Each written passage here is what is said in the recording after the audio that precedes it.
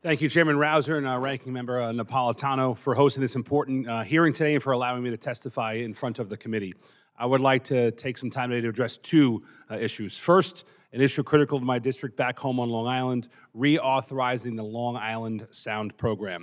In 1985, Congress created the Long Island Sound Study, also commonly referred to as the Long Island Sound Program, to identify and address the major environmental and ecological problems affecting the Long Island Sound. The Long Island Sound Program was authorized at $40 million annually through the Long Island Sound Restoration Act, and through this legislation, a bi-state comprehensive management plan has been developed and continues to be implemented.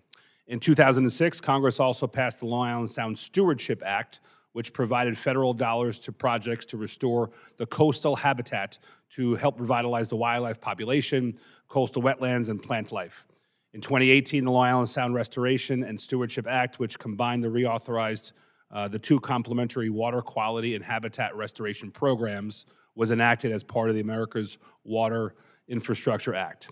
As of 2022, federal funding for the Long Island Sound has enabled programs to significantly reduce the amount of nitrogen entering the Long Island Sound from the sewage treatment plants by 70.3% compared to the 1990s, reduce hypoxic conditions by 58% compared to the 1990s, and restore at least 2,239 acres of coastal habitat and fund 570 conservation projects.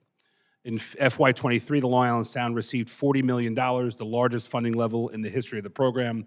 The House and Senate have both included $40 million for the Long Island Sound in their FY24 appropriations bills, and we are extremely grateful for that. But none of this matters unless the program is reauthorized. And while my good friend from the other side of the aisle and the other side of the Long Island Sound, Connecticut Congressman Courtney and I, have introduced legislation, H.R. 5441, the Long Island Sound Restoration and Stewardship Act of 2023, to reauthorize the program, we believe this legislation can and should be included in a WRDA package. I look forward to continue to work with this committee to get this important program reauthorized, and thank you for the support that you've already shown. The second issue I want to address quite quickly is an issue of local concern that has been going on in my district for quite some time, a crumbling seawall in the village of Asharoken. The village of Asharoken connects the community's Wheaton's Neck to the rest of the town of Huntington through a narrow road. Due to weather conditions and the elevation of the road, there are times when the road has completely flooded, leaving stranded entire communities. A brief survey of the Seawall recently demonstrated a devastating scouring of the beach, and with every storm, the situation has become more and more dire for the local residents there.